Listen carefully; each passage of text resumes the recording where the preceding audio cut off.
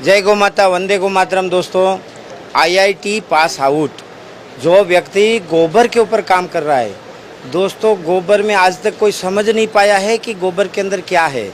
अभी इन्होंने क्या बताया मैं तो समझ भी नहीं पाया, हम उसी से ही समझने का प्रयास करते हैं। अपना नाम, क्वालिफिकेशन और क्या करते हैं वो बताइए। मैं डॉक्टर सत्यप्रकाश वर्मा, आईआईटी बॉम्बे से ग्रेजुएट और पीएचडी, और यूएस से मेरी सेकंड पीएचडी है। जैसे सर ने कहा कि अभी तक कोई समझ ही नहीं पाया कि गोबर में होता क्या है, तो मैं आपकी मुश्किल आसान कर देता हूँ। गोबर दो चीज़ों से मिलकर बनता है, एक होता है सेलुलोज और दूसरा होता है लिग्निन। मोटी भाषा में कहूँ तो ये लिग्निन गाय के गोबर का गोंद है और ये वो सेलुलोज है जिसे इस गोंद के साथ बांध देते हैं तो गोबर बन जाता है। हम यहाँ पर क्या कर रहे हैं, जैसे दूध फाड़ने की तकनीक होती है फर्मेंटेशन, और उससे दही बनाने के बाद आप 1000 प्रकार के उत्पाद बना सकते हैं। सेम उसी तरीके से यदि आप गोबर के दोनों तत्वों को अलग अलग कर लें तो इससे आप 1000 प्रकार के नए उत्पाद बता सकते हैं। क्या बात है। उदाहरण के तौर पर ये जो यहाँ पर आपको पाउडर या फिल्म की फॉर्म में दिख रहा है, ये अल्फा नैनो सेलुलोज है।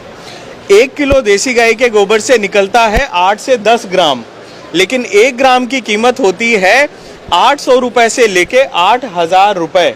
वाह, क्या बात है। यानी 1 किलो गोबर का मतलब हुआ 8000 रुपए से लेके 80,000 रुपए का रेवेन्यू। ये जो गाय के गोबर का गोंद या लिग्निन जिसे हम कहते हैं, इसकी कीमत होती है 45 रुपए से 50 रुपए किलो, और ये इस्तेमाल होता है आपकी प्लाईवुड इंडस्ट्री के लिए, जो चिपकाने वाला अधेसिव होता है उसके लिए।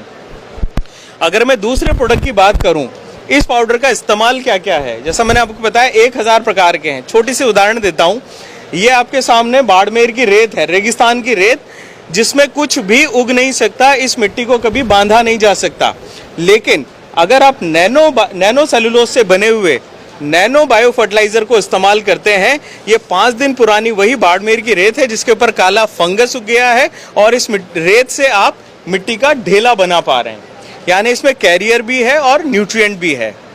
उसी sand convert to soil, sand को सॉइल में कन्वर्ट करने का फॉर्मुलेशन। दूसरा, अगर आप देखेंगे ये नैनो पुट्टी है, अगर आप इस पुट्टी के बोर्ड को रगड़ेंगे, ये पुट्टी आपके हाथ पे नहीं आती। दैट मीन्स ये बेसिकली सरफेस के ऊपर कोटिंग का काम कर रही है, जबकि पुट्टी, नॉर्मल पुट्टी ये काम नहीं करती है। ये वाटरप्रूफ है, वॉशेबल है, हर कलर में अवेलेबल होती है।